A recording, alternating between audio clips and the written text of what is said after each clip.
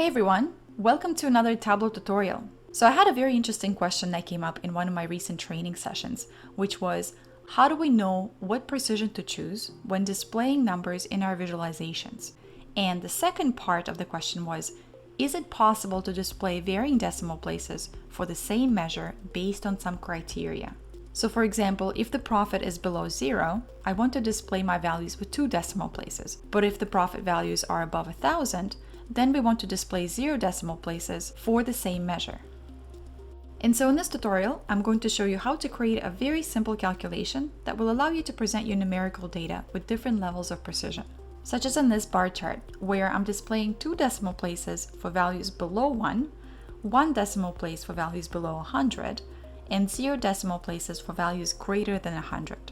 So let's take a look at the calculation first, and then I'll address the first part of the question, because I think it's very important to understand when and where to use those additional decimal places in your numeric fields.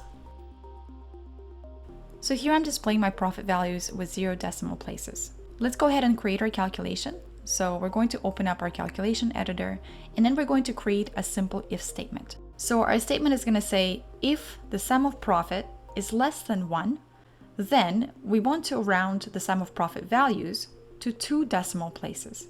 Else if sum of profit is less than 100, then we want to round the sum of profit values to 1 decimal place. Else we want to round any number that is higher than 100 to 0 decimal places. So once again, for any value that is less than 1, we're going to see 2 decimal places.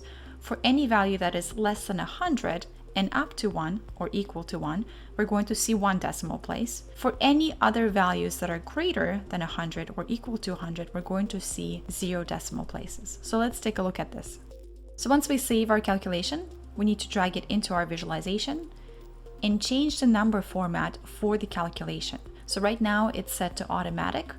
So we need to navigate over to number format and change it to standard. And once you change your number format to standard, you should be able to see the updated values in your visualization.